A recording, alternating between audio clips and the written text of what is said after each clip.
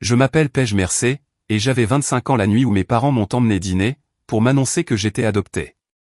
Ma mère a souri en disant qu'ils ne m'avaient gardé que pour les allocations, et que maintenant, je ne leur étais plus d'aucune utilité. Mon père a fait glisser les papiers sur la nappe. Ils avaient déjà entamé les démarches pour me déshériter totalement. Je n'ai pas pleuré. Je n'ai pas prononcé un seul mot pendant près d'une minute. Mais voici ce qu'aucun d'eux ne savait, 6 mois avant ce dîner, j'avais retrouvé ma famille biologique. Et ce soir-là, je les avais installés 3 tables derrière la chaise de ma mère. Elle ne s'était tout simplement pas encore retournée. Ce qui s'est passé quand elle l'a finalement fait est la raison pour laquelle je suis assise ici, 6 ans plus tard, pour vous raconter tout cela. Le restaurant s'appelait Le Ventaire, et on ne m'y avait jamais emmené de toute ma vie. C'est ma mère qui l'avait choisi. Cela aurait dû être mon premier indice, car Diane Mercé ne dépensait jamais d'argent pour moi sans qu'une bonne raison ne soit imprimée quelque part sur le reçu. Elle portait le cachemire gris qu'elle réservait pour les enterrements et les réunions du conseil d'administration. Mon père, Wesley, avait réservé la table à son nom, pas au mien, ce que j'ai remarqué quand l'hôtesse a posé la question et qu'il a répondu avant même que je ne puisse le faire. Il n'y avait pas de banderole, pas de ballon attaché à ma chaise, pas de gâteau qui m'attendait dans une arrière-cuisine avec mon nom écrit en glaçage bleu. Pour un dîner d'anniversaire, la table était étrangement vide, et l'atmosphère entre mes parents avait cette politesse prudente, typique des gens sur le point de rendre un verdict. J'avais passé 4 ans à m'asseoir dans des pièces comme celle-ci. Je réservais des tables de ce genre pour des clients, pour des signatures de contrats, ou pour ces conversations silencieuses que les familles ont quand quelqu'un meurt et que l'argent doit changer de main. Je connaissais la différence entre un dîner et une déposition. Et cet instant avait clairement la température d'une déposition. Alors, j'ai fait ce que je fais toujours quand l'ambiance se refroidit, j'ai contrôlé ma respiration, et j'ai compté les issues de secours. C'est à ce moment-là que j'ai repéré le petit numéro en laiton posé sur la table derrière nous, sur la gauche, la table 9. Je l'ai gardé à l'esprit, sans trop savoir pourquoi, de la même façon qu'on note un point de repère avant même d'avoir décidé qu'on devra retrouver son chemin. J'ai posé mes propres affaires à côté de mon verre d'eau. Une fine chemise cartonnée, simple et banale. Ma mère y a jeté un coup d'œil, et a dû supposer qu'il s'agissait d'un CV ou peut-être d'une carte. Elle n'avait aucune idée de ce que j'y avais glissé. Il faut comprendre ce qu'étaient les anniversaires dans notre maison pour comprendre pourquoi je n'étais pas surprise. Quand j'étais petite, mon anniversaire se résumait à une seule bougie. Pas une seule bougie en guise de tradition, comme certaines familles le font avec un grand chiffre. Une seule bougie, plantée dans un cupcake de supermarché que ma mère achetait en rentrant, sans jamais prendre la peine de le mettre au frais. Je le regardais suinter sur le comptoir pendant qu'elle prenait un appel. Pendant ce temps, 3 semaines plus tard, mon cousin Brett avait droit à un château gonflable loué, avec un traiteur servant des mini-quiches sur des plateaux en argent, parce que Brett était le fils de ma tante Renée. Et Brett, c'était le sang. Je me souviens avoir demandé, l'année de mes 8 ans, si je pouvais moi aussi avoir une fête. Ma tante était là, en train de boire le vin de ma mère, et elle a répondu à sa place. Nous ne pouvons faire qu'une seule belle chose par mois, ma chérie, a-t-elle dit gentiment. C'est cette partie qui m'a le plus appris, avec quelle douceur les gens peuvent vous parler, pendant qu'ils vous expliquent votre insignifiance. Alors, j'ai appris les mathématiques. Un cupcake coûte moins cher qu'une fête. Un enfant qui demande moins est plus économique qu'un enfant qui demande la même chose que les autres. À l'âge de 9 ans, j'avais arrêté de demander un gâteau, parce que je voyais bien que ça simplifiait l'arithmétique pour tout le monde à table, et être facile à gérer semblait être la seule monnaie d'échange dont je disposais. Je ne me disais pas que c'était triste. Je me disais que c'était efficace.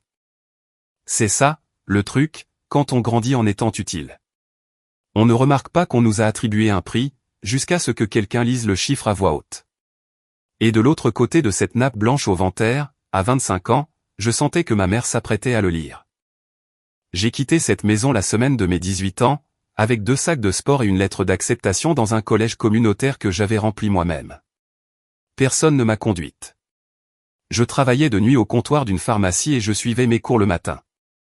Ensuite, j'ai été transféré à l'université d'État, et j'ai terminé un programme d'assistante juridique, tout en servant aux tables le week-end. J'ai tout payé moi-même. Je veux être clair là-dessus, non pas parce que ça me rend spécial, mais parce que c'est important pour la suite de l'histoire. Personne ne m'a jamais rien donné. À 25 ans, j'étais assistante juridique dans un cabinet du centre-ville, spécialisé dans les fiducies et successions. Et j'étais douée. Je passais mes journées plongées dans la richesse des autres, à organiser ce qui arrive à la vie d'une personne quand elle ne peut plus s'y accrocher.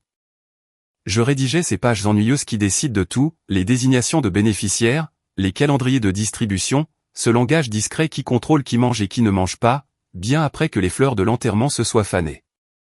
Je pouvais lire un contrat de fiducie comme d'autres lisent un visage. Et la blague de ma vie, celle qui ne m'a pas fait rire pendant des années, c'était ça, je pouvais fixer une limite parfaite pour un parfait inconnu, je pouvais dire exactement à une veuve en deuil ce qui lui était dû et ce qui ne l'était pas, mais j'étais incapable, pour sauver ma propre vie, de demander à ma famille de vouloir de moi. La seule personne que j'appelais, c'était ma grand-mère.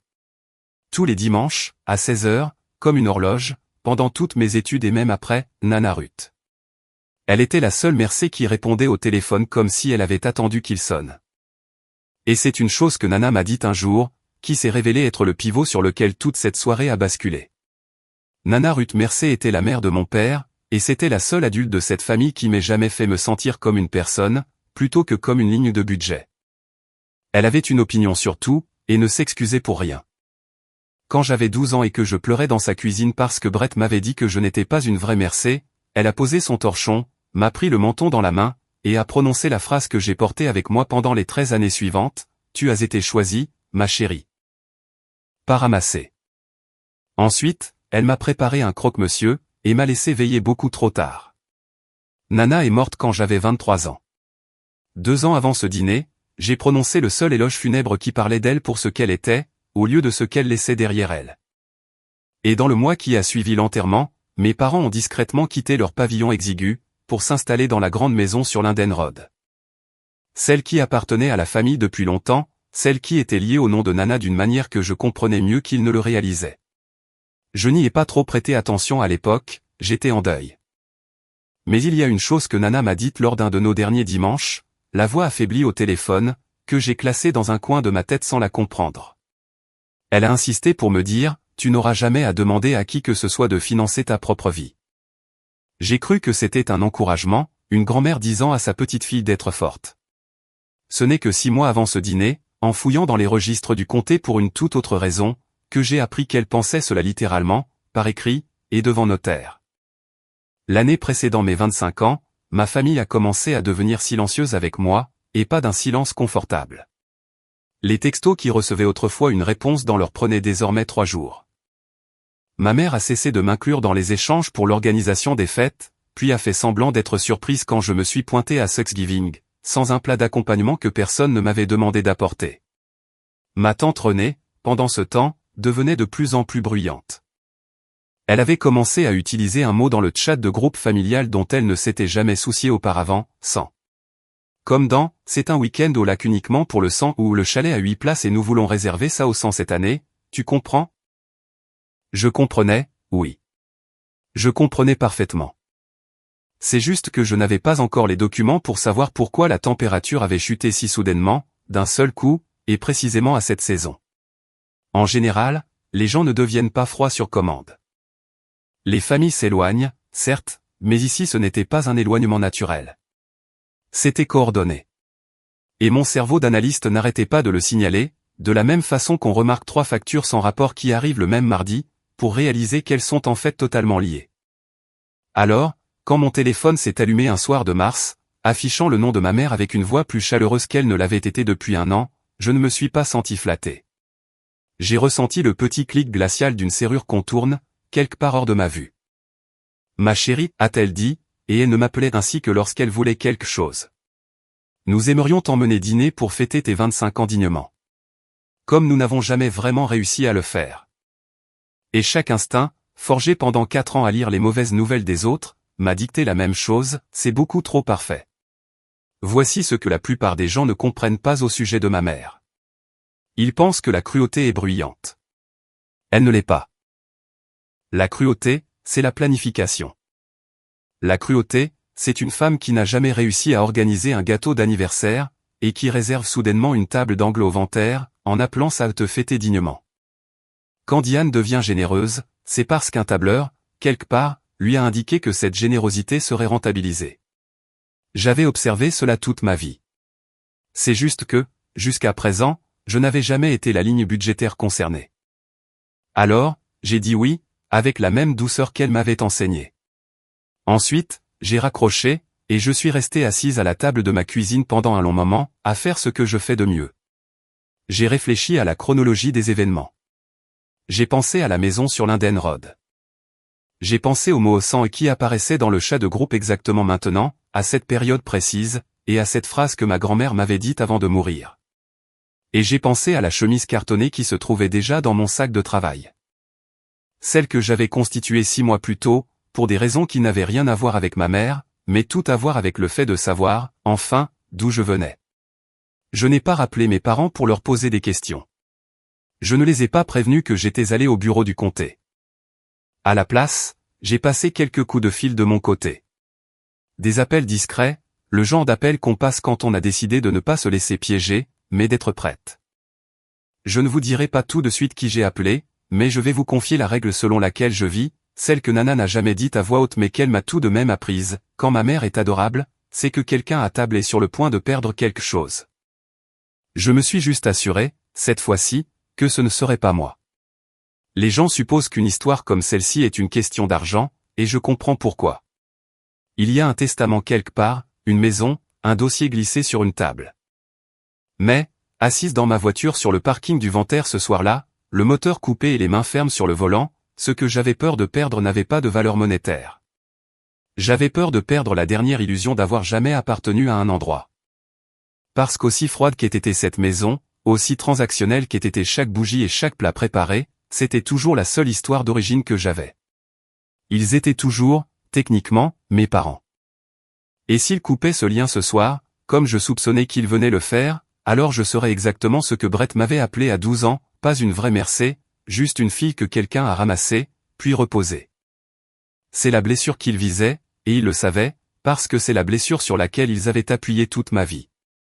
Ce qu'ils n'avaient pas prévu, c'est que cette blessure s'était déjà refermée. 6 mois peuvent faire cela, si les bonnes personnes vous trouvent. J'ai vérifié mon reflet dans le miroir du pare-soleil, j'ai glissé le dossier sous mon bras, et j'ai traversé ce parking avec le calme si particulier d'une femme qui a lu la dernière page d'un livre que tout le monde croit encore en train de s'écrire. Je n'allais pas vers un reniement. J'allais vers des adieux que j'avais déjà choisis.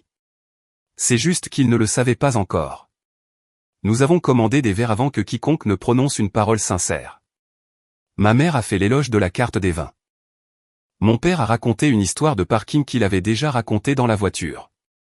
Et puis, quelque part entre le pain et le plat principal que personne ne finirait par manger, Diane a croisé les mains et a pris cette voix. Je connais cette voix. C'est celle qu'elle a utilisée quand elle a rapporté un cadeau de Noël devant moi, en m'expliquant pourquoi ce n'était pas pratique. Nous avons toujours fait de notre mieux pour toi, a-t-elle commencé. Wesley a hoché la tête avec une demi-seconde de retard, de la même manière qu'il hochait la tête derrière elle depuis 30 ans. Nous t'avons donné un toit, une éducation. Bien plus que ce que certains enfants n'auront jamais. Je l'ai laissé parler. J'ai posé une main à plat sur le dossier cartonné à côté de mon assiette, et j'ai regardé les yeux de mon père se baisser vers lui, puis se détourner. Le dossier avait une étiquette sur l'onglet, tapée à la machine, dont seul le bord supérieur dépassait de mes doigts. Il pouvait en voir 4 lettres s'il regardait bien. Et il a regardé. J'ai couvert le reste avec mon pouce, non pas pour le cacher, mais juste pour le laisser mariner dans le doute. Et je l'ai regardé commencer à gamberger. Ma mère a continué à parler de sacrifice, du fait qu'un enfant devait comprendre le coût de son éducation.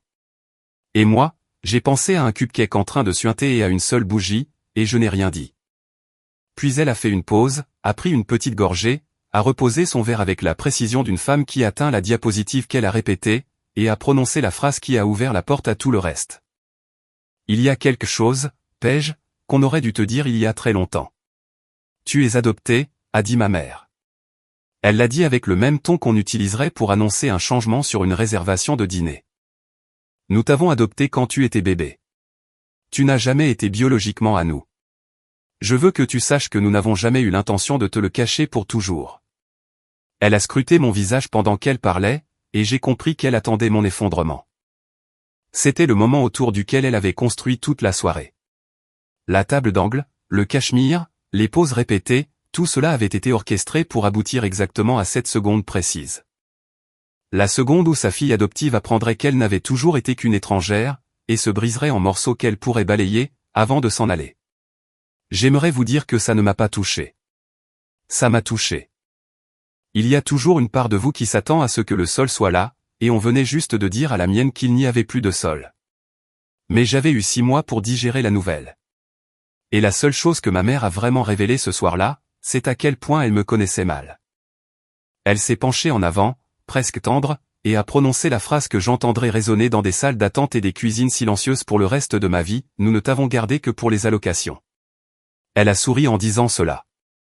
C'est ce détail qui m'a libéré à la fin, pas la cruauté en elle-même. J'avais été élevé avec cette cruauté. Non, c'était le sourire. Une femme ne sourit pas en vous annonçant la pire nouvelle de votre vie, à moins qu'elle ne l'ait répété assez de fois pour en apprécier la chorégraphie. Et dans son sourire, j'ai enfin perçu toute la dimension de la chose. Je n'avais pas été une fille qui les avait déçus. J'avais été un actif financier qui avait fini de se déprécier. Allocation est un mot propre pour désigner un arrangement sordide.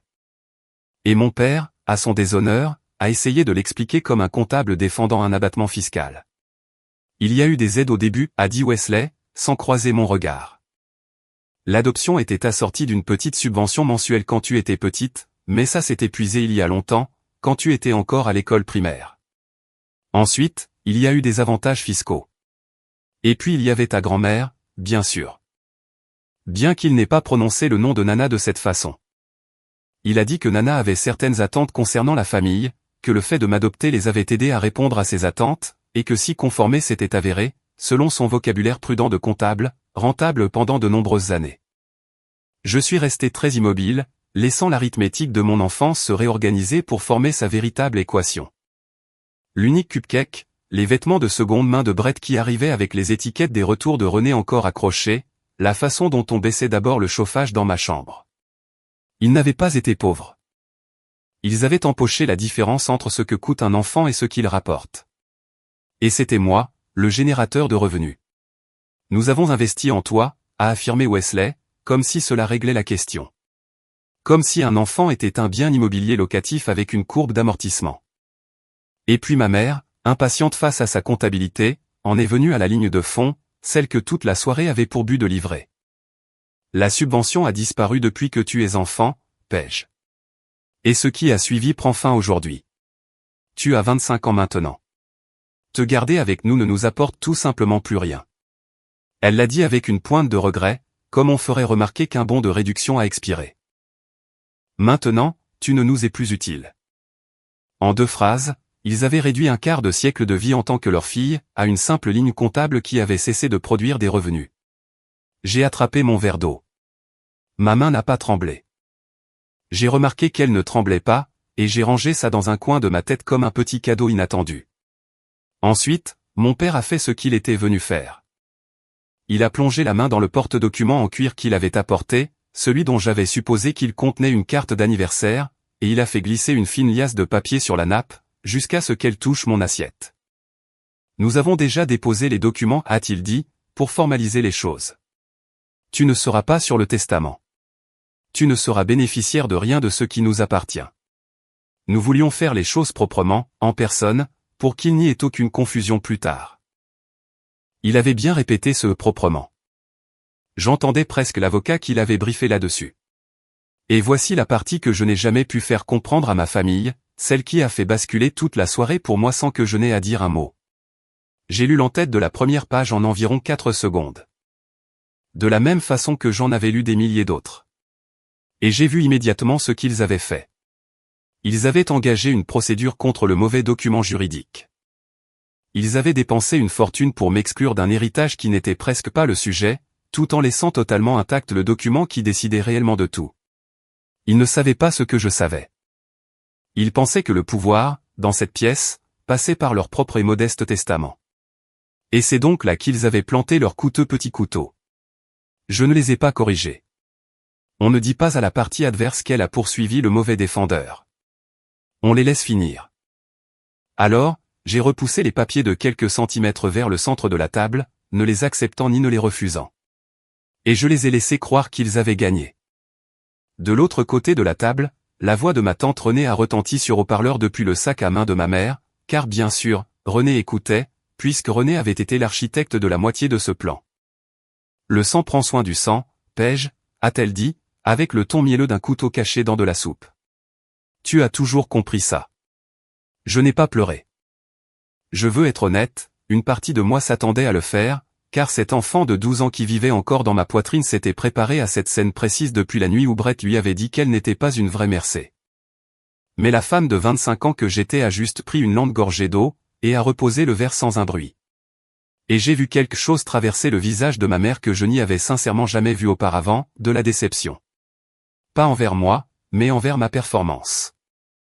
Elle avait écrit cette scène avec une fille en larmes dans le rôle principal, et la fille ne pleurait pas.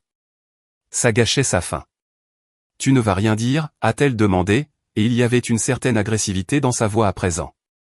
La fragilité d'une femme dont le scénario a déraillé. J'ai réfléchi à la question. J'ai pensé à tout ce que j'aurais pu dire, au torrent de mots que je pouvais lâcher. 25 ans d'émotions retenues derrière un si petit barrage. Et puis, elle a fait l'erreur que les gens comme elle font toujours. Elle a comblé le silence en s'accrochant à la réplique qui avait fonctionné la première fois, espérant qu'elle fonctionnerait à nouveau. Nous ne t'avons gardé que pour les allocations, a-t-elle répété, plus lentement cette fois, en insistant sur chaque mot, essayant de faire couler un sang qu'elle pourrait voir. Mais une phrase percée dans la deuxième fois qu'on l'entend de la même bouche. La première fois, c'était une révélation. La deuxième fois, c'était juste une confession, et ça ne parlait pas de moi. Ça me disait tout sur elle, et rien sur ma propre valeur. J'ai posé ma serviette sur mes genoux, je l'ai lissée une fois, et je l'ai laissée me regarder ne pas craquer. Derrière elle, à la table 9, j'ai vu une femme avec exactement le même menton que moi tourner la tête vers notre table, et s'immobiliser. Pour vous expliquer ce qu'il y avait dans mon dossier, je dois vous ramener 6 mois en arrière, à la semaine où 2 enveloppes sont arrivées et ont changé l'arithmétique de ma vie entière. La première, je l'attendais. Après la mort de Nana, je m'étais enfin inscrite au registre des retrouvailles liées aux adoptions de l'État, à moitié convaincu que cela ne donnerait rien. 8 semaines plus tard, une lettre est arrivée, avec une écriture que je ne reconnaissais pas. Une écriture soignée et arrondie, l'écriture d'une femme qui s'était entraînée à écrire ce qu'elle voulait dire. Elle venait de Suzanaï. Elle m'écrivait qu'elle avait 19 ans quand elle m'avait abandonné, qu'elle ne l'avait pas voulu, et qu'elle avait pensé à moi chaque mois de mars pendant 25 ans. Et que, si j'avais envie de la rencontrer un jour, elle conduirait n'importe quelle distance, n'importe quel jour, sans aucune attente. Elle avait signé, et sous son nom, elle avait ajouté une dernière ligne que j'ai relue tant de fois que le papier en est devenu mou, je n'ai jamais cessé de te garder une place. La deuxième enveloppe est arrivée 3 jours plus tard, et elle n'avait rien à voir avec Suzanne. Du moins, c'est ce que je pensais. Notre État n'avait que récemment ouvert l'accès aux actes de naissance originaux pour les personnes adoptées majeures, disponibles à partir de 21 ans en passant par ce même registre de retrouvailles, et j'avais fait ma demande la semaine où la lettre de Suzanne est arrivée. Pendant que j'attendais mon tour dans le système du comté, j'ai demandé à consulter le dossier de succession de Nana. Une déformation professionnelle, de la même manière qu'un dentiste regarde les dents des inconnus. Et c'était là, dans le calendrier de distribution du Ruth Mercé Family Trust, exécuté 2 ans avant sa mort, et administré non pas par mes parents, mais par une banque. Les distributions de frais d'éducation versées à Wesley et Diane Mercé, pouvait-on lire, prendront fin au 25e anniversaire de la bénéficiaire, date à laquelle le solde sera transmis à ma petite fille, Paige. Pas à leur succession, à la sienne.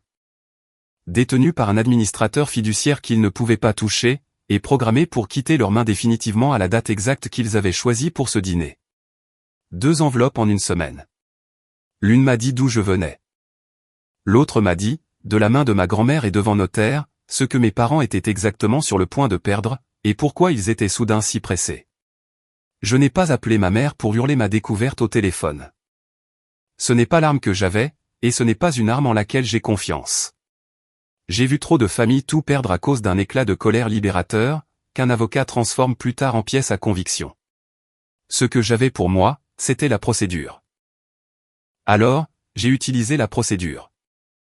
J'ai pris un jour de congé, j'ai apporté les documents de la fiducie à une avocate spécialisée en succession qui n'avait aucun lien avec ma famille, et je l'ai payé avec mes propres économies pour confirmer ce que je soupçonnais déjà. Les distributions pour frais d'éducation étaient légitimes, en cours, et touchaient à leur fin. Mes parents avaient perçu une somme mensuelle pour m'élever et vivre dans la maison financée par le fonds, pendant la majeure partie de ces 2 dernières décennies. Le solde, le jour de mon 25e anniversaire, me revenait selon les propres termes de la fiducie, via une société fiduciaire, et mes parents ne pouvaient rien déposer, rien signer ou rien détruire pour l'empêcher. Leur testament n'avait aucune incidence là-dessus. Leur reniement était une pièce de théâtre jouée sur la mauvaise scène. Mon avocate m'a demandé si je voulais les avertir, prendre les devants, amortir le choc. J'ai dit non. J'ai dit que je voulais 3 choses dans un dossier, et c'était tout. La lettre de mission, pour qu'ils sachent que j'étais représenté par un avocat. Le calendrier de distribution du fonds de fiducie, pour qu'ils voient la date noir sur blanc. Et mon acte de naissance original, avec le nom de Suzanne aille sur la ligne réservée à la mère, pour que le moment venu, la table comprenne exactement quelle famille je choisissais de quitter, et laquelle je choisissais de garder. J'ai étiqueté l'onglet, j'ai fermé le dossier, je l'ai mis dans mon sac, et je l'ai transporté pendant 6 mois comme un moteur silencieux que je n'avais pas encore allumé. L'invitation au dîner m'a simplement indiqué à quel moment tourner la clé. J'ai rencontré Suzanne Aille pour la première fois dans un dîner à mi-chemin entre nos villes, parce qu'elle ne voulait pas que j'aie à conduire trop longtemps. Et cette petite attention m'a davantage bouleversé qu'aucun grand discours n'aurait pu le faire. Elle était nerveuse. Elle avait apporté un album photo qu'elle n'arrêtait pas d'ouvrir et de fermer sans me le montrer, comme si elle n'était pas sûre d'en avoir gagné le droit. Elle avait mon menton, et ma façon de devenir silencieuse quand elle ressentait trop de choses. Pendant 6 mois, nous avons construit quelque chose avec précaution, de la même manière qu'on répare un pont tout en se tenant dessus. J'ai appris que j'avais un demi-frère nommé Danny, 20 ans, tout encoudé en question, qui m'envoyait des mèmes à peine une semaine après m'avoir rencontré, comme si j'avais toujours été là pour les recevoir. J'ai appris que ma grand-mère biologique était une petite femme féroce nommée Pearl. Elle m'a regardé une fois, et a dit, « Eh bien, la voilà », comme si j'avais juste été en retard, et pas disparu pendant un quart de siècle. Ils ne m'ont jamais rien demandé. C'était la partie que tout mon système nerveux n'arrivait pas à analyser. Pas de faveur, pas d'argent, pas de rôle à jouer. La 3e fois que nous nous sommes vus, Suzanne m'a dit la chose qui allait devenir la ligne directrice la plus vraie de ma vie, « Nous t'avons gardé une place, ma chérie », a-t-elle dit. Nous ne l'avons jamais donnée à personne d'autre. Et moi, qui pouvait rédiger une clause de bénéficiaire sans faille pour un inconnu, qui connaissait le langage juridique précis de l'appartenance, j'étais assise sur la banquette en vinyle de ce dîner, sans savoir quoi faire de mes propres mains. Parce que j'étais désiré, pour la première fois, par des gens qui ne gagnaient rien à me vouloir. Après 25 ans à être utile, je n'avais aucune idée de la façon d'être simplement la bienvenue. J'allais devoir l'apprendre rapidement. Il y a une différence entre être utile et être désiré. Et je n'avais jamais connu que l'un des deux. Être utile, je comprenais parfaitement ce que c'était. Être utile, c'est un travail. On se pointe, on produit, on reste docile. On garde les calculs simples, et en échange, on a le droit de garder sa place pour un trimestre de plus. J'avais été utile toute ma vie, et j'avais confondu cette stabilité avec de l'amour, de la même façon qu'on peut confondre un long trajet avec une destination, juste parce qu'on le fait tous les jours. Ce que Suzanne, Danny et Pearl m'offraient n'était lié à aucune condition de travail, et cela me terrifiait plus que ma mère ne l'avait jamais fait. La première fois que Suzanne m'a appelé juste pour savoir comment s'était passée ma semaine, sans aucun ordre du jour caché, j'ai passé toute la conversation à attendre le piège.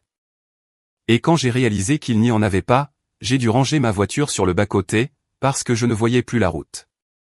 J'ai continué à les tester par de petits comportements mesquins dont je ne suis pas fier. J'annulais un projet pour voir s'ils allaient me punir. Ils ne le faisaient pas. Ils disaient juste, pas de souci. La prochaine fois. Et ils le pensaient vraiment. Je proposais de tout payer pour me rendre utile, pour mériter ma place. Pearl a fini par prendre mon visage entre ses mains, comme le faisait Nana, et a dit, « Tu n'as pas à acheter ta place ici.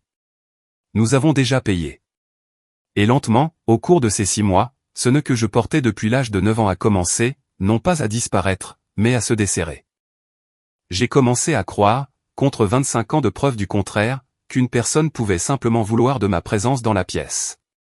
Alors, quand ma mère m'a appelé pour m'inviter à fêter mes 25 ans dignement, je savais déjà où je voulais passer la soirée. J'ai juste décidé de la passer partout à la fois. Voici qui j'ai appelé. Le soir où ma mère a réservé le Ventaire, j'ai appelé Suzanne, et je lui ai posé une question que j'avais eu trop peur de poser à qui que ce soit dans ma vie. Voudriez-vous venir à mon dîner d'anniversaire? J'ai expliqué les contours de la situation, les parents, les soupçons, la fiducie, le discours que je sentais arriver. Je lui ai dit que je ne savais pas exactement ce qu'il comptait dire, mais que je savais que je ne voulais pas l'entendre seul, et que je ne voulais plus simuler le chagrin sur lequel il comptait. Suzanne n'a pas hésité une seule seconde. Elle a dit, à quelle heure, où, et faut-il bien s'habiller? Puis elle a dit quelque chose qui m'a fait plaquer la main sur ma bouche, toute seule dans ma cuisine. Nous serions honorés, a-t-elle dit, de te regarder ne pas avoir besoin d'eux. Alors, j'ai passé un dernier appel, celui-ci au Ventaire. Et j'ai réservé une deuxième table pour ce même soir, à mon propre nom. Paige Mercé, table pour 3. La table 9, m'a dit l'hôte. Vers le fond, 3 tables derrière la réservation déjà enregistrée pour une famille Mercé de 3 personnes à l'avant. J'ai failli rire de la géométrie de la situation. Ils n'avaient aucune idée qu'ils allaient mettre en scène mon reniement à la vue de la famille qui avait passé 25 ans à me garder une chaise. J'ai dit à Suzanne, Pearl et Danny d'arriver un peu après nous, de commander discrètement, d'être simplement là, et de me laisser venir vers eux quand je serai prête. Je ne vais pas prétendre que je ne les voulais pas dans cette pièce. Je le voulais. Il y a une raison pour laquelle la vérité frappe plus fort lorsqu'elle est dite devant des gens, que lorsqu'elle est envoyée par la poste. Et j'avais assisté à assez de confrontations pour savoir qu'un règlement de compte en privé finit toujours par être leur parole contre la vôtre. Alors oui, je voulais des témoins, et je n'en ai pas honte. Mais Suzanne, Pearl et Danny n'ont jamais été de simples témoins pour moi, et c'était là toute la différence entre ce qu'ils faisaient eux, et ce que faisait ma mère. Le dossier était le moyen de faire comprendre à mes parents qu'ils avaient perdu. La table 9 était l'endroit où j'irais pour me rappeler que j'avais gagné, bien avant qu'ils ne s'asseyent. De retour à la table de devant, dans le présent, ma mère a décidé que le silence avait assez duré, et elle s'est apprêtée à conclure l'affaire. Elle a sorti une dernière page du porte-document en cuir, l'a tournée vers moi, a débouché un stylo, et l'a posé en travers du papier comme un petit cadeau. C'est juste une reconnaissance, a-t-elle dit, pour attester que nous t'avons informé, et que tu comprends la situation. Signe-le, et nous pourrons tous terminer ce dîner de manière civilisée, avant de partir chacun de notre côté. J'ai regardé la page, et je n'ai pas eu besoin de lire très loin. Le paragraphe de renonciation commençait par la formule standard exacte que j'avais tapée moi-même des centaines de fois. Le sous-signé renonce par la présente et libère à jamais toute réclamation, intérêt ou espérance. Et le reste du texte faisait ce que ce genre de jargon fait toujours. Ce n'était pas une simple reconnaissance, c'était une renonciation déguisée. Un petit document bien propre, conçu pour que j'accepte officiellement d'avoir été notifié, et de n'avoir aucune revendication. Le genre de choses qu'un avocat prudent rédige pour bloquer exactement le type de contestation que j'étais en position de lancer. Il voulait ma signature pendant que je saignais encore de la révélation, avant que le choc ne se dissipe et que je puisse réfléchir. C'est une manœuvre classique. J'ai vu des gens en deuil renoncer à des fortunes sur des tables de cuisine, juste parce que quelqu'un a fait glisser le stylo au bon moment, quand ils étaient vulnérables. Ma mère comptait sur ma blessure. Elle ne savait pas qu'elle était rattachée à un fonds de fiducie. J'ai laissé le stylo où il était. Mon père, en face de moi, n'arrêtait pas de jeter des coups d'œil à ma chemise cartonnée, et je regardais l'inquiétude grimper le long de son cou comme une lente marée rouge. Wesley avait toujours été celui qui savait où se trouvait réellement l'argent. Il avait vu les 4 lettres sur l'onglet. Il était en train de faire ses calculs maintenant, les mêmes calculs que j'avais fait 6 mois plus tôt, et je pouvais voir que la réponse commençait à lui faire peur. Y a-t-il commencé, avant de s'arrêter? Y a-t-il quelque chose que nous devrions savoir, Paige? Je lui ai souri, le premier vrai sourire de la soirée. Pas encore, ai-je répondu. C'est à ce moment-là que ma tante Renée est arrivée en personne, suivie par Brett. Tous les deux feignaient la surprise de ceux qui attendaient au bar qu'on leur envoie un texto. Paige. Quelle coïncidence, a dit Renée, en pressant une joue froide contre la mienne. Et j'ai compris instantanément que Diane avait appelé des renforts. Ma mère aimait avoir un public pour ses meilleures œuvres, et elle aimait particulièrement un public qui acquiescerait et mettrait la pression si je devenais difficile. Renée a tiré une chaise sans qu'on le lui demande. Brett, 26 ans et habillé comme si sa mère lui achetait encore ses vêtements, m'a lancé un regard auquel j'avais droit depuis notre enfance. Ce regard qui disait, tu finiras toujours à la table des enfants, tôt ou tard. René est allé droit au but, car la subtilité n'a jamais été son fort. Nous voulons juste ce qu'il y a de mieux pour la famille, a-t-elle dit, en posant une main manucurée sur celle de ma mère. Et les familles doivent faire des choix difficiles concernant qui en fait réellement partie. Tu as toujours été une fille tellement pragmatique, Paige. Tu comprends que le sang prend soin du sang. C'était encore là. Ce mot, celui qu'elle avait semé dans le chat de groupe toute l'année, enfin prononcé à haute voix à la table pour laquelle il avait été préparé. J'ai regardé ma tante, celle qui avait répondu à la place de ma mère le jour de mes 8 ans, pour expliquer à une enfant pourquoi elle ne méritait pas une fête. Et j'ai senti le dernier fil de mon obligation envers eux se relâcher. Ce n'étaient pas des gens que je perdais. C'étaient des gens dont je me délestais. Je les avais portés pendant longtemps, plus longtemps qu'ils ne le méritaient, et mes bras étaient enfin glorieusement fatigués. De l'autre côté de la table, mon père ne participait pas. Il fixait ses mains.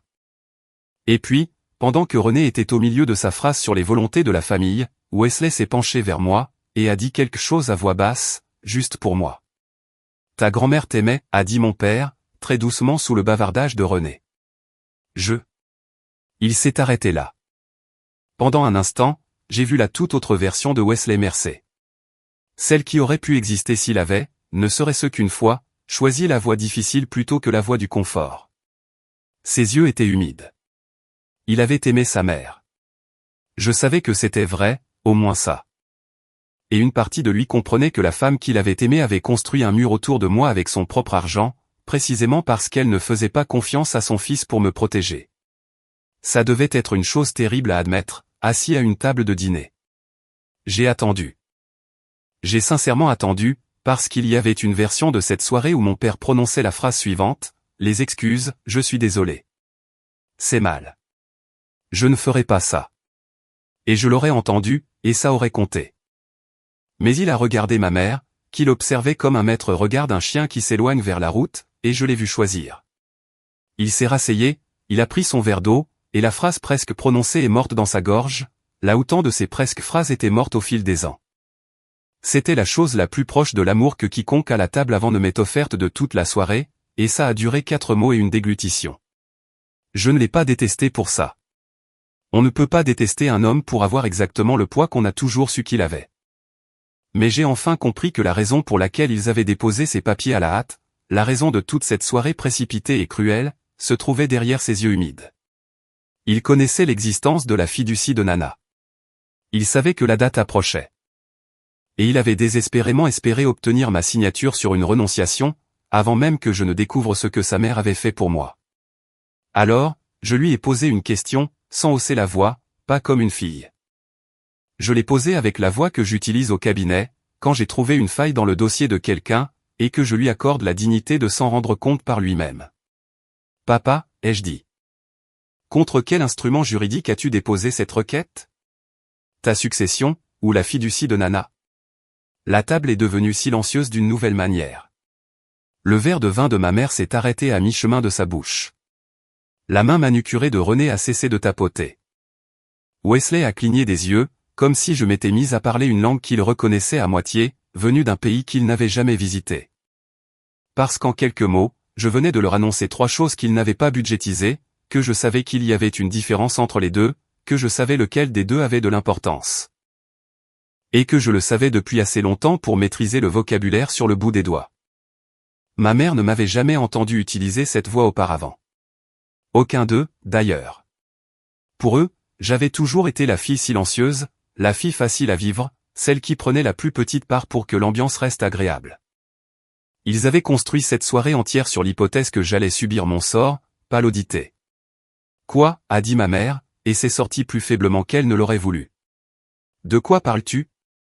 J'ai laissé la question flotter. J'ai appris que la personne la plus puissante dans n'importe quelle pièce est celle qui n'a pas besoin de se précipiter pour donner la réponse. J'ai tourné mon verre d'eau d'un quart de tour sur la nappe, je l'ai aligné avec le bord du dossier, et j'ai regardé mon père, qui était devenu très pâle, qui savait déjà, et qui me suppliait silencieusement du regard de ne pas l'ouvrir. Puis je l'ai ouvert. Je n'en ai pas fait un spectacle. Il n'y a pas eu de grand geste, pas de document claqué, pas de discours. J'ai simplement tourné le dossier pour qu'il leur fasse face, et j'ai étalé les 3 pages sur la nappe blanche, côte à côte, exactement comme j'aurais étalé des pièces à conviction devant un client qui a besoin de comprendre sa propre situation. La lettre de mission, d'abord, avec l'entête du cabinet et la ligne indéniable confirmant que j'étais représenté par un avocat. Le calendrier de distribution du fonds de la famille Ruth Mercé, ensuite, avec le paragraphe pertinent déjà là, noir sur blanc, pour que quiconque à table puisse le lire. Et troisièmement, mon acte de naissance original, avec le nom de Suzanne Aille à la place où ma mère supposait que figurait le sien. Je n'ai pointé rien du doigt, j'ai laissé le papier faire le travail que fait le papier. Les yeux de ma mère se sont portés en premier sur le calendrier de la fiducie. Parce que, bien sûr, c'est ce qu'elle a fait, car une part animale en elle avait toujours su où dormait l'argent. Je l'ai regardé le lire. J'ai regardé les mots pénétrer son esprit. Les distributions de frais d'éducation versées à Wesley et Diane Mercé prendront fin au 25e anniversaire de la bénéficiaire, date à laquelle le solde sera transmis à ma petite fille, Paige. Je l'ai regardé atteindre le mot au solde, puis le mot au Paige. Et j'ai vu la couleur quitter son visage de haut en bas, comme un store qu'on baisse. Elle a levé les yeux vers moi, puis vers Wesley, puis à nouveau vers la page, comme le font les gens quand ils espèrent que la deuxième lecture dira quelque chose de plus gentil que la première. Ce n'a pas été le cas. Ça ne l'est jamais. Maman, ai-je dit doucement, parce que je pouvais me permettre d'être douce maintenant. Tu as entamé une procédure contre la mauvaise famille. Celle dont tu m'as exclu a toujours été la moins riche des deux. Ma mère est une femme vive, je lui accorde ça. Même à ce moment-là, il lui a fallu environ 10 secondes pour reconstituer l'image complète, et je l'ai regardé le faire en temps réel. La maison sur Linden Road, financée par le fonds, dans laquelle elle pensait vivre pour toujours. Les versements mensuels qui avaient discrètement assuré sa vie confortable, et qui s'arrêtaient d'eux-mêmes ce soir. Le solde, le vrai pactole, la partie à laquelle elle avait été adjacente pendant 2 décennies sans jamais la contrôler, transmis exactement à cette date, à la fille avec laquelle elle venait de dire qu'elle en avait fini. Et la renonciation, sa petite renonciation si astucieuse que j'avais été à 2 doigts de signer. Elle n'aurait absolument rien valu, car elle annulait une réclamation sur une succession qui n'avait jamais été là où résidait la valeur. Elle avait pointé toutes les armes qu'elle possédait sur un testament, et avait complètement manqué la fiducie. La cruauté avait été gratuite. L'erreur, elle, allait coûter très cher. Et c'est là que j'ai appris la dernière chose que ma mère avait à m'enseigner. C'est que les gens comme elle ne s'excusent jamais au moment où ils sont pris au piège, ils pivotent. Son visage s'est réorganisé, la froideur s'est dissipée et une terrible chaleur l'a envahi. Et elle a tendu la main à travers la table pour attraper la mienne. Paige, a-t-elle dit. Et sa voix était devenue douce, mouillée, et maternelle, d'une manière qu'elle n'avait jamais été dès lors que ça lui coûtait quelque chose. Nous sommes toujours tes parents. Quoi qu'il y ait dans ces papiers, ça ne change pas ce que nous sommes. Nous sommes une famille. Le mot famille. Sortant de la bouche qui, 20 minutes plus tôt, avait dit « Nous ne t'avons gardé que pour les allocations ». J'ai regardé sa main tendue vers la mienne, et je ne l'ai pas prise. La même phrase qui avait été son arme était maintenant, sous ce jour, la confession qui m'autorisait à partir. Les gens s'attendent à ce que ce soit le moment où je les ai fait payer, où j'ai détaillé exactement ce que valait le solde du fonds, où je les ai regardés se tortiller, et où j'ai peut-être commandé le plat le plus cher du menu en leur laissant l'addition. Je comprends cette envie, je l'ai ressentie. Mais je veux vous dire la vérité sur le pouvoir, parce que je le manipule pour gagner ma vie. La position la plus forte dans n'importe quelle pièce n'est pas celle de celui qui détient le plus gros chiffre. C'est celle de celui qui n'a pas du tout besoin de ce chiffre. J'avais une carrière que j'avais bâtie de mes propres mains.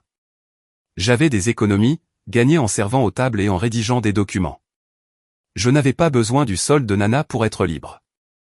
Et ça, plus que n'importe quel montant, c'était ce que ma mère ne pouvait pas supporter de comprendre. Alors, j'ai fermé le dossier. J'ai rassemblé les 3 pages à l'intérieur, sans me presser. Et j'ai gardé le stylo qu'ils avaient apporté pour ma reddition, pour le poser soigneusement à côté de son assiette. J'avais gagné ce pourquoi ils pensaient qu'on se battait, avant même que l'un d'eux ne s'assoie, et je l'avais gagné en sachant, en me préparant, en refusant d'être prise en embuscade. Il n'y avait plus rien à débattre. Il n'y avait plus que le choix de l'endroit où j'allais passer le reste de mon anniversaire. Et ce choix, je l'avais fait 6 mois plus tôt, sur la banquette en vinyle d'un dîner, quand une femme nerveuse qui avait mon menton a fait glisser un album photo sur une table, sans me demander la moindre chose en retour. J'administre des successions pour gagner ma vie. Et je vais vous dire ce que je dis à chaque client qui se retrouve entouré de gens qui n'apparaissent que lorsqu'il y a quelque chose à gagner. Si quelqu'un dans votre vie ne se manifeste que lorsque vous êtes utile, vous savez déjà ce que c'est. Et aucune histoire commune ne transformera ça en amour. Tapez le mot aux limites ci-dessous si vous avez dû apprendre ça à vos dépens.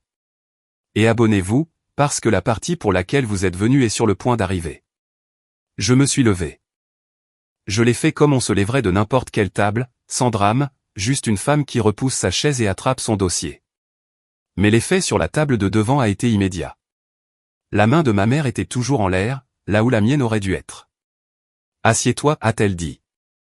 Le masque de douceur maternelle a glissé, et la vieille autorité glaciale a repris sa place dans sa voix, avec le bruit sec d'un os qu'on remet en place. « Assieds-toi, Paige. Où penses-tu aller comme ça ?» René s'est redressé. Brett, pour une fois, a arrêté de sourire avec suffisance. Mon père avait juste l'air fatigué. Le regard d'un homme qui regarde la seule bonne chose que sa mère ait jamais faite, s'éloigner hors de sa portée pour toujours. J'ai ramassé le dossier, et je l'ai serré contre ma poitrine. J'ai regardé ma mère, qui avait passé 25 ans et payé un dîner hors de prix pour essayer de me faire comprendre que je n'avais de vraie place nulle part. Et je lui ai dit où j'allais, avec les mots les plus simples que je possédais, ma famille biologique est assise 3 tables derrière toi. Je ne l'ai pas dit méchamment. Je n'en avais pas besoin. La phrase avait été vraie pendant tout le repas. Vraie pendant qu'elle souriait, qu'elle récitait son texte, et qu'elle faisait glisser sa renonciation sur la nappe. Vraie pendant tout ce temps. Elle croyait qu'elle jouait la scène de mon reniement devant un public d'inconnus. Elle ne l'avait pas jouée devant des inconnus, elle l'avait jouée à portée de voix des gens qui me gardaient une chaise bien avant qu'elle ne décide que j'avais cessé d'être utile. Et j'ai regardé mes mots traverser la table, et faire mouche.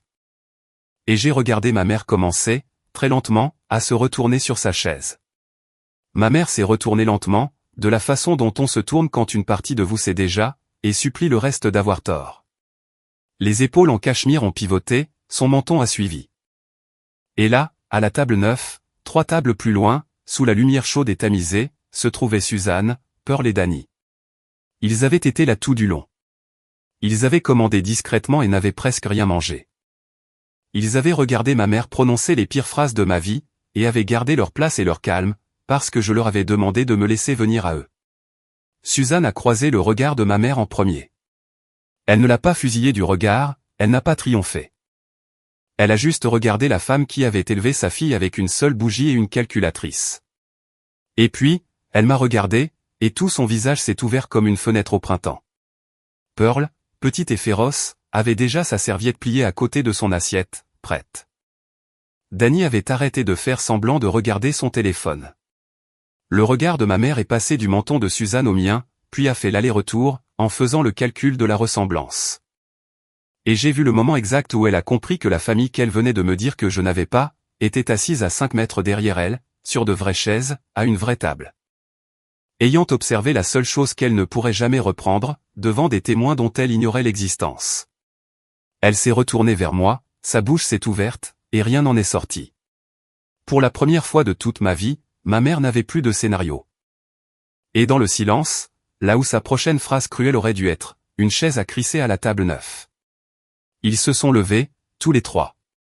Pas pour faire un scandale, pas pour affronter qui que ce soit. Juste pour être debout quand je traverserai la pièce vers eux, comme on se lève pour quelqu'un qui arrive à la porte d'embarquement après un long vol. Pearl s'est levée en premier, parce que Pearl fait toujours tout en premier. Puis Suzanne. Et puis Danny, qui s'est cogné le genou contre le pied de la table dans sa précipitation. Ils n'ont pas dit un mot à mes parents. Ils n'en avaient pas besoin, le simple fait de se lever disait tout.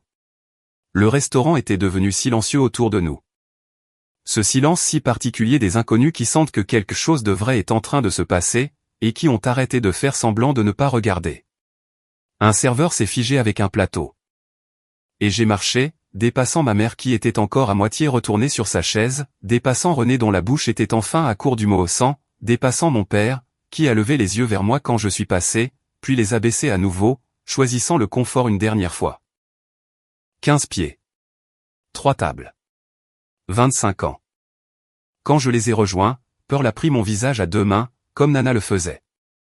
Et Suzanne a tiré la chaise vide à côté de la sienne, la 4e chaise, celle qu'elles avaient demandé à l'hôte de préparer même si leur réservation était pour 3 personnes. Et elle a dit les mots qu'elle avait écrits sous son nom dans cette première lettre, ces mots qui étaient devenus mots à force d'avoir été relus, nous t'avons gardé une place, a-t-elle dit. Nous l'avons toujours fait. Et je m'y suis assise. Dans ce siège qui m'avait attendu toute ma vie, à cette table qui m'avait voulu, avant même de savoir si je viendrais un jour. C'est à ce moment-là que ma mère a perdu la seule chose qu'elle n'avait jamais perdue en public, son sang-froid. J'ai entendu sa chaise crisser, je l'ai entendu se lever. J'ai entendu le calme de la table de devant, qu'elle avait porté toute la soirée, se fissurer en plein milieu. Après tout ce que nous avons payé, a-t-elle dit, et ce n'était plus discret du tout. Sa voix a traversé la salle à manger, aiguë et de plus en plus forte. Après tout ce que nous avons fait pour toi. Les écoles, le toit, les années. Tu nous fais ça en public. Tu humilies ta famille pour de l'argent. Les têtes se tournaient ouvertement maintenant. Un homme au bar a posé son verre. René tirait sur la manche de ma mère, en sifflant, « Diane, assieds-toi. » Les gens regardent. Mais ma mère était hors de portée de son propre dresseur pour la première fois de sa vie, parce que le scénario avait disparu. Et tout ce qui lui restait, c'était la vérité qui sortait de travers. « Nous t'avons tout donné », a-t-elle crié à une salle pleine d'inconnus. Et j'ai remarqué qu'elle a dit donner, pas d'aimer. Même à ce moment-là, même coincé dans les cordes, le mot amour ne voulait pas venir, parce qu'il n'avait jamais fait partie de l'inventaire. Je suis resté assise à la table 9, je ne me suis pas levé pour lui faire face. Je n'ai pas élevé la voix pour répondre à la sienne. La main de Suzanne avait trouvé la mienne sous la table, et je l'ai simplement tenue, laissant ma mère faire du bruit, parce que ce bruit faisait mon travail à ma place. Chaque personne dans ce restaurant observait une jeune femme calme, assise tranquillement avec des gens qui l'adoraient visiblement, et une femme plus âgée, furieuse, qui hurlait à propos de tout ce qu'elle avait payé. Et il n'y a pas un seul être humain sur Terre qui entend un parent hurler à propos d'argent, et qui se dit « Ah, voilà la vraie famille ». Mon père ne s'est jamais levé, il a juste caché son visage dans ses mains. Je l'ai laissé se vider de ses mots comme une tempête se vide de sa pluie. Et quand le silence est revenu, j'ai fait une dernière chose avant d'accorder le reste de mon attention à ma véritable famille. Je me suis levé, j'ai refait les 3 tables en sens inverse, et j'ai posé une seule page sur la nappe blanche devant elle, le calendrier de distribution de la fiducie. Je l'ai laissé face visible. Je n'en avais plus besoin, mon avocate avait les originaux, et je voulais que ma mère ait quelque chose à lire pendant la plus longue soirée de sa vie. Tu peux garder celle-là, ai-je dit. Tu auras envie de comprendre ce qui s'est terminé aujourd'hui, et ce qui continue. Elle a fixé la page. Wesley a tendu la main pour la prendre, puis s'est arrêté. Et je les ai regardés tous les deux, ma mère, qui m'avait évalué au prix d'une bougie, et mon père, qui avait trop aimé sa propre mère pour honorer ce qu'elle lui avait demandé. Et j'ai prononcé la seule phrase que j'avais préparée à l'avance, celle que j'avais écrite dans ma tête sur le parking, et que j'avais décidé de n'utiliser que si je la méritais. Vous m'avez gardé pour les allocations, ai-je dit. Eux, ils m'ont gardé une place. Ensuite, je me suis retourné, et je suis retourné à la table 9. Et je n'ai plus regardé derrière moi. Pas une seule fois. Ni quand René a appelé mon nom. Ni quand ma mère a dit quelque chose que je ne pouvais pas entendre, et que je ne voulais pas entendre. Je me suis rassise à côté de Suzanne. Pearl m'avait commandé une part de gâteau au chocolat pendant mon absence, et Danny avait planté la petite bougie du restaurant dedans. Une seule bougie allumée. Et pendant une seconde, la symétrie de la chose s'est coincée dans ma gorge. Puis Suzanne s'est penchée vers moi et a dit, « Souffle là, ma chérie. Fais un vœu. » Et j'ai réalisé que je n'en avais pas. Je l'avais déjà réalisé. La fiducie a fait exactement ce pourquoi ma grand-mère l'avait construite. Le jour de mon 25e anniversaire, les distributions de frais d'éducation pour Wesley et Diane Mercé ont pris fin, à la date et selon les termes que Nana avait fait notarier 2 ans avant sa mort. Le solde m'a été transmis par l'intermédiaire de la banque fiduciaire, intouchable par le testament que mes parents avaient dépensé tant d'argent à modifier, parce qu'on ne peut pas déshériter quelqu'un d'un fonds qu'on ne contrôle pas. Leur renonciation, non signée, valait ce qu'elle avait toujours valu. Moins d'1 an plus tard, mes parents ont vendu la maison sur Linden Road parce que, sans les distributions, ils ne pouvaient pas l'assumer, et ont emménagé dans quelque chose de plus petit.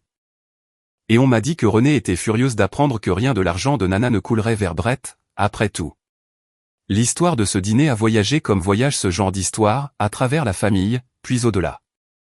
Et la version où Diane Mercer est la mère dévouée, lésée par une fille adoptive ingrate, n'a jamais vraiment pris. Parce que trop d'inconnus au Ventaire avaient regardé une femme hurler à propos de tout ce qu'elle avait payé, pendant qu'une fille silencieuse tenait la main de sa famille de l'autre côté de la pièce. Je n'ai poursuivi personne en justice. Je n'ai rien posté sur Internet. J'ai simplement arrêté de répondre, et j'ai laissé le silence devenir la limite, ce qui est la seule sorte de limite qui tienne jamais. Mon père m'a envoyé un texto une fois, quelques semaines plus tard. 3 mots, je suis désolé. Aucune signature, aucune suite. Comme je n'ai pas répondu, je n'ai jamais répondu. J'ai appris plus tard que, lorsque Renée a essayé de rallier la famille pour contester la fiducie de Nana, c'est Wesley qui a discrètement étouffé l'affaire. Il leur a dit que leur mère avait parfaitement le droit de laisser son argent où il lui plaisait, que c'était à elle, et que c'était terminé. Il avait raison. Il était aussi, comme toujours, en retard d'1 an, et il disait ça dans la mauvaise pièce, quand ça ne lui coûtait rien et que ça ne changeait rien. C'était là tout mon père, au fond. Un homme qui connaissait la bonne chose à faire, qui la ressentait même, mais qui ne pouvait se résoudre à la faire qu'une fois que cela n'exigeait plus rien de lui. Je n'avais pas besoin de ses excuses, mais j'étais contente, d'une manière petite et propre, qu'il ait enfin eu raison à haute voix. Quant au reste, j'ai passé ce premier vrai anniversaire à manger du gâteau au chocolat à la table 9, avec des gens qui ne gagnaient rien à vouloir de moi. Et j'ai passé chaque anniversaire depuis avec eux. Suzanne et moi parlons tous les dimanches maintenant, à 16h, l'heure que je réservais autrefois à Nana. Pearl m'a appris à faire son croque-monsieur. Danny m'envoie toujours des mèmes. Et quelque part, dans un tiroir de la cuisine de ma nouvelle famille, il y a un album photo qui ne se ferme plus, parce qu'il a enfin assez de pages. Être utile, c'est tout ce que mes parents avaient jamais voulu de moi. Et être désiré, c'était la seule chose que je n'avais jamais eue. Et il m'a fallu 25 ans et un dîner terrible pour apprendre que, quiconque ne vous garde que pour ses propres intérêts, vous a déjà dit, dans le langage le plus clair qui soit, qu'il n'a jamais été votre famille. C'est mon histoire. Une seule bougie pendant 24 ans. Et pour la 25e, une table entière qui les a toutes allumées, sans même qu'on le lui demande. Si quelqu'un dans votre vie ne vous accorde de la valeur que lorsque vous lui êtes utile, prenez ceci comme un signe pour arrêter de passer des auditions pour une place que vous méritez déjà. Vous n'avez pas à mériter les gens qui vous aiment. Partagez ceci avec quelqu'un qui a besoin de l'entendre. Laissez un commentaire, abonnez-vous, et on se retrouve dans la prochaine vidéo.